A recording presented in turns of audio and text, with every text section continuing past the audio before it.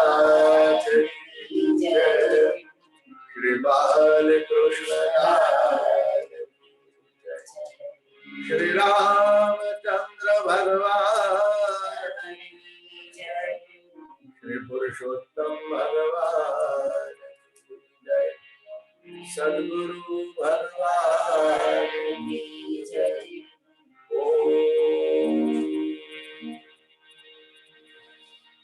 नमः पार्वती पतये हर महादेव। हरे कृष्ण हरे राम राधे गोविंद, हरे कृष्ण हरे राम राधे हरे कृष्ण हरे राम राधे गोविंद,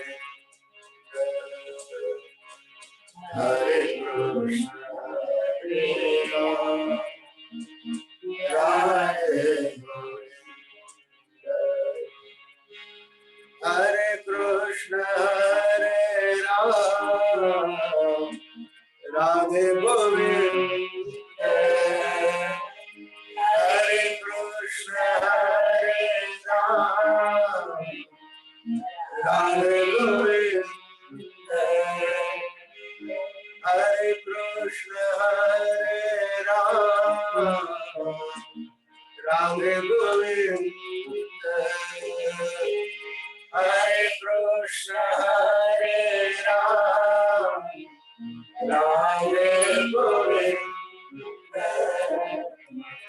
हरे कृष्ण हरे राम राधे गोविंद, हरे कृष्ण हरे राम राधे गोविंद, हरे कृष्ण हरे राम राधे गोविंद, हरे कृष्ण हरे राम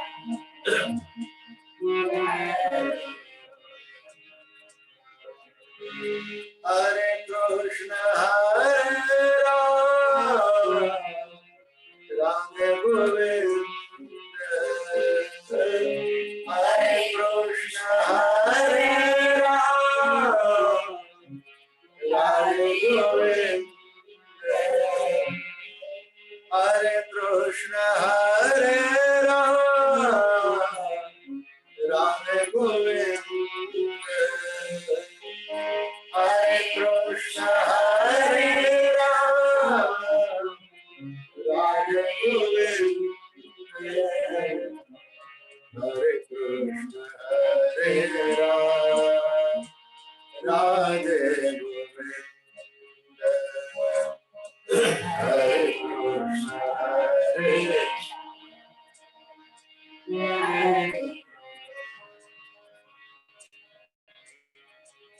हरे कृष्ण हरे राम राधे गोविंद, हरे कृष्ण हरे राम राधे गोविंद,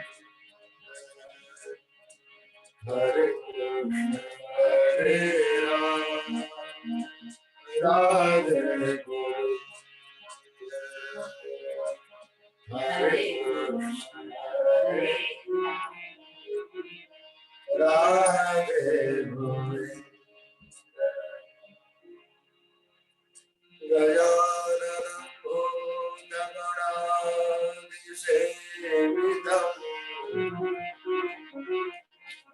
कपिच्चजम्बो फलचारुभक्षणम् उमासुतं शोकविनाशकारणम्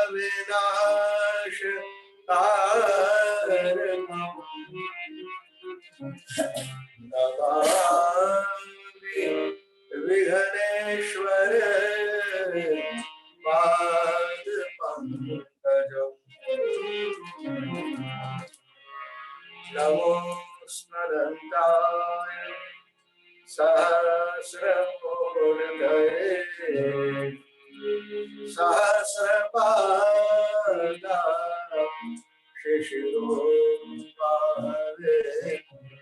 सहस्रनाम्ने पुरुषाय शाश्वते सहस्रकोटि युगधारिणे नमः।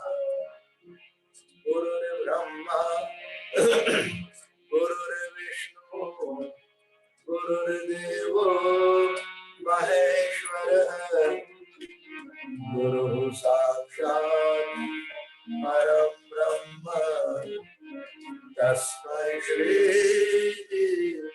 गुरुवे नमः। करारविन्दे नमदारविन्दं मुखारविन्दे निवेशयन्तं वर्गस्य पत्रस्य पुरेशयानं बालं मुकुन्दं मनसा स्मरामि श्री कृष्ण गोविंद हरे मुरारे हे नाथ नारायण वासुदेव जिह्वे पिबस्वा मृत में तदेव गोविंद नामो धर्मात्मे श्री बाल कृष्ण लाल की जय।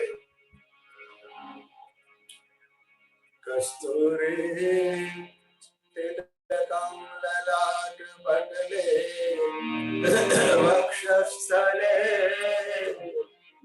कौस्तुभं नासाग्रे वरमौक्तिकं करतले वेणुकरे अङ्गं सर्वांगे हरिचन्दनं सुललितं कंठे च मुक्तावली गोपस्त्री परिवेष्टितो विजयते गोपाल चूड़ामणि।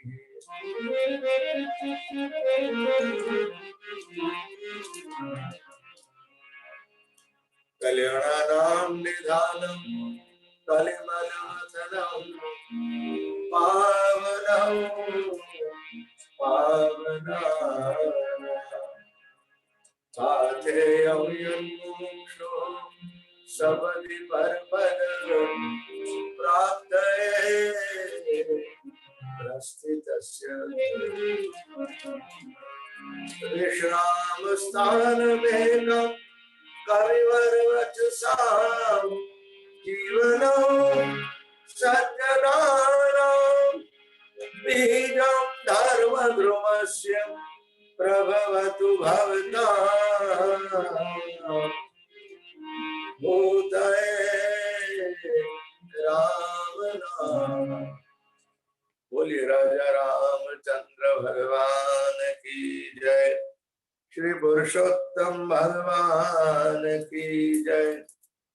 श्री गोवर्धन नाथ की जय।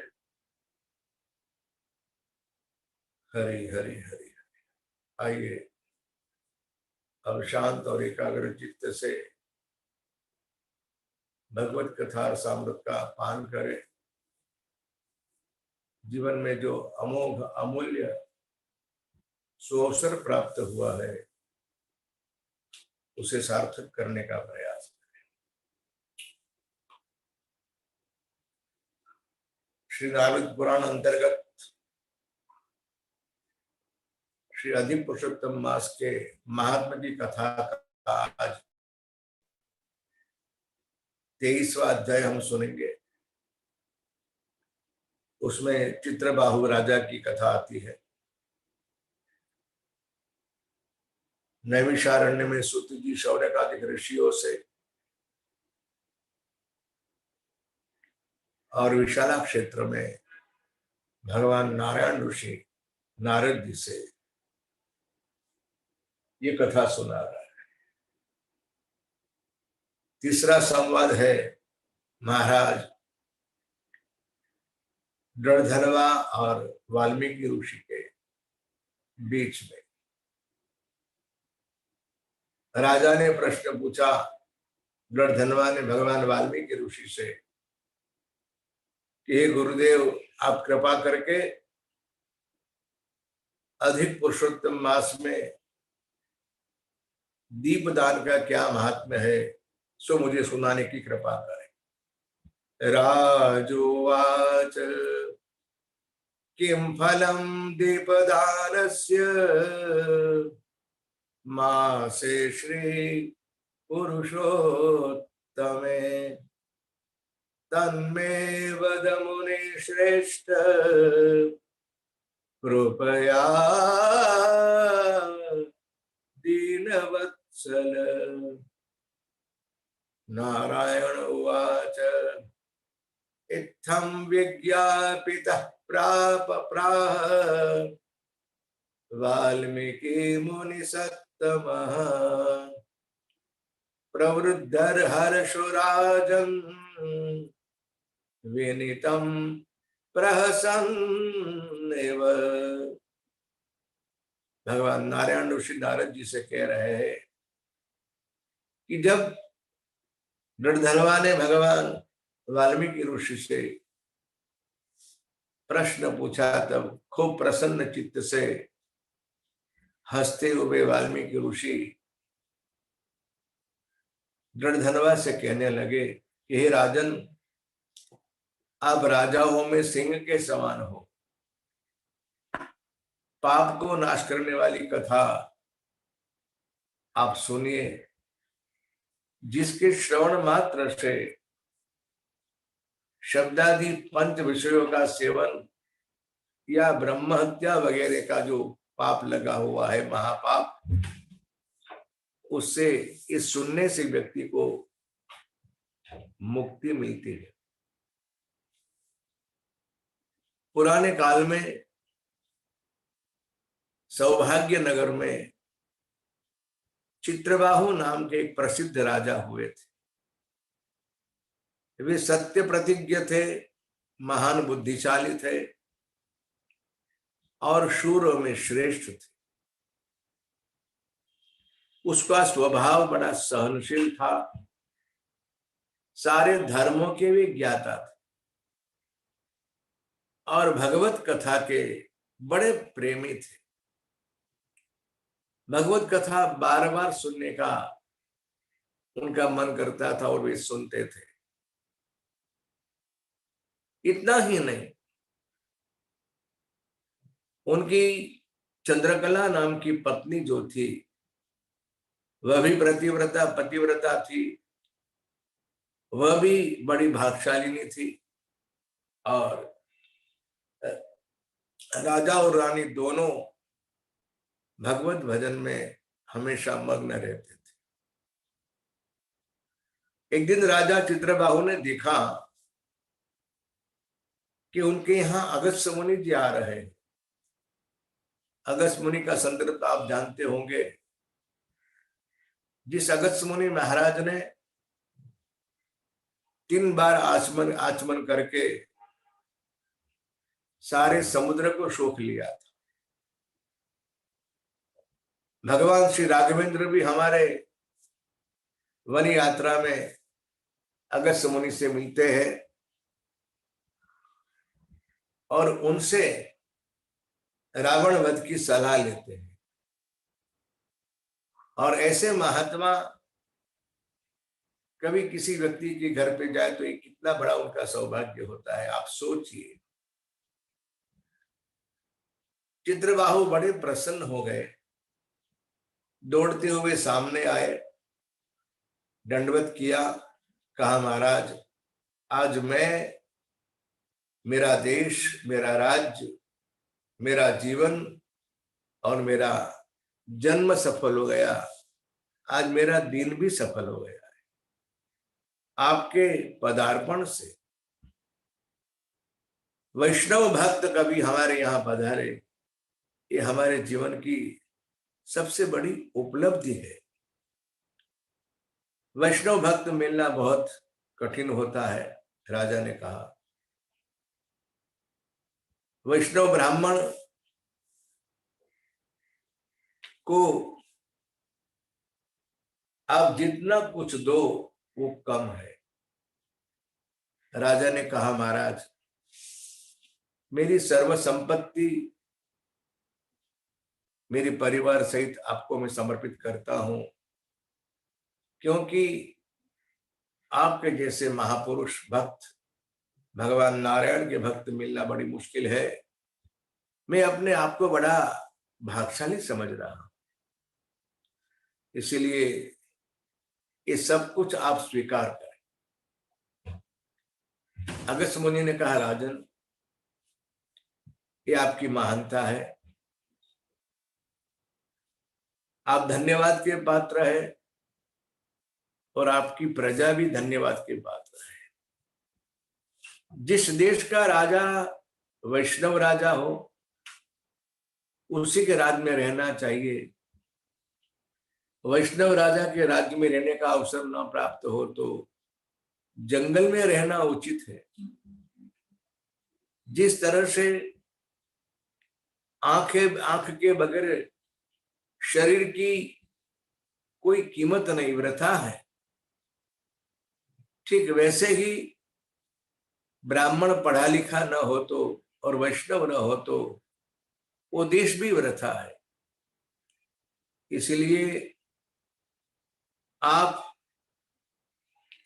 बड़े भाग्यशाली हो और आपको जो परिवार मिला है, आपकी जो पत्नी है, आप दोनों एक विचार के हो, इसीलिए मैं बहुत प्रसन्न हूं। आपने मेरे समक्ष सर्वस्व का समर्पण कर दिया, किंतु मेरी आज्ञा है कि आप इसे संभालो, इसका भोग करो, आपका कल्याण हो। इस तरह से भगवान अगस्त्य मुनि महाराज ने राजा से कहा और वहां से विदा लेकर आगे जाने के लिए तत्पर हुए। उस समय राजा की जो पत्नी चंद्रकला नाम की, उसने महाराज अगस्त्य मुनि महाराज को प्रणाम किया और कहा, महाराज आप मुझ पे कृपा करें। भगवान अगस्त्य मुनि महाराज ने उसको आशीर्वाद दिया, अखंड सौभाग्यवती भव। उस समय चित्रबाहु राजा ने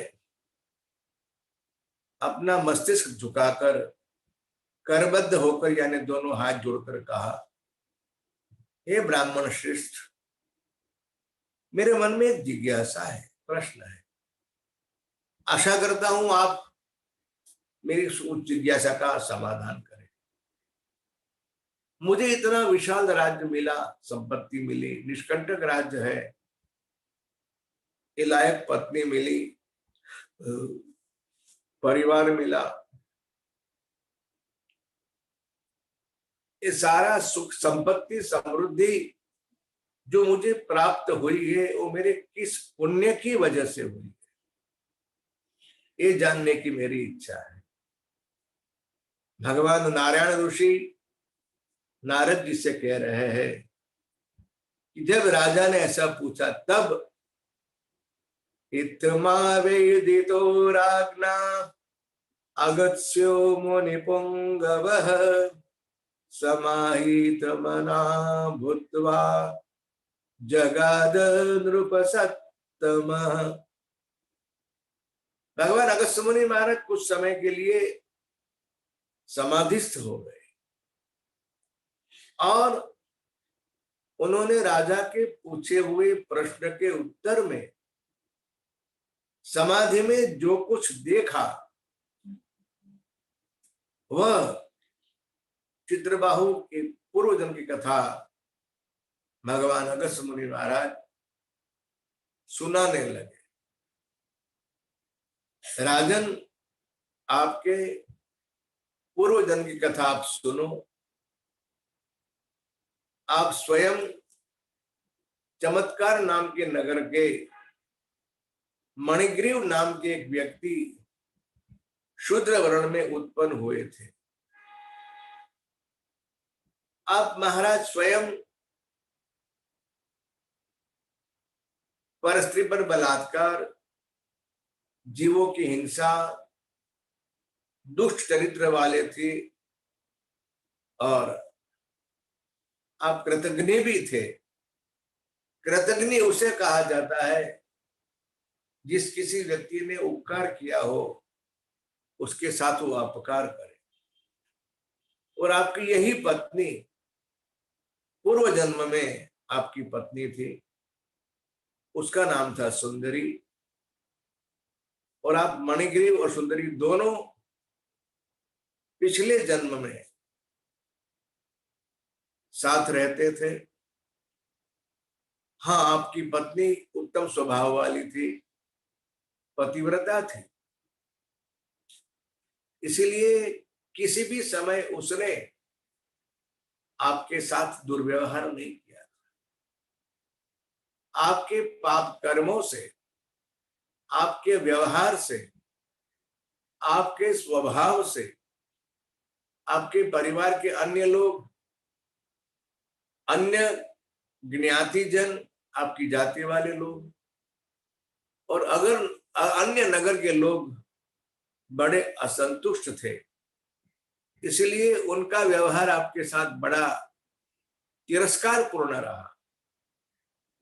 राजा भी चमत्कारपुर के आपके ऊपर नाराज हो गए और आपकी संपत्ति ले ली और आप ये सगे संबंधी ने जो कुछ बचा कुचा था वो भी ले लिया। आपको नगर छोड़ के वन में, जंगल में रहने की स्थिति आई और आप जंगल में रह रहे थे। इसी प्रसंग में मैं आज इस कथा को विश्राम दूंगा कि हम कथा के क्रम में थोड़े आगे बढ़ रहे हैं। तो ये 23 के अध्याय की कथा में आज और कल आने वाले कल 2 दिन में मिलाकर आपको एक कथा सुनाऊंगा। इसीलिए इतनी ही कथा आप याद रखें। चमत्कारपुर के मणिग्रीव, उसकी पत्नी सुंदरी, दोनों शूद्र वर्ण में थे, बड़ा नास्तिक था, हिंसक था, अधर्मी था, परस्त्रीगामी था। परिवारजनों की और नगरजनों की और राजा की तिरस्कार से भी दुखी होकर जंगल में रहने चला गया था। ये कथा यहां तक मैं कहता हूं आप याद रखें। आने वाले कल इसका जो अगला प्रसंग है, जो अगस्त्य मुनि महाराज ने सुनाया चित्रबाहु को, वह कथा मैं आपको कल सुनाऊंगा। आइए अब हम भागवत कथा के संदर्भ में आगे बढ़ते हुए भागवत कथा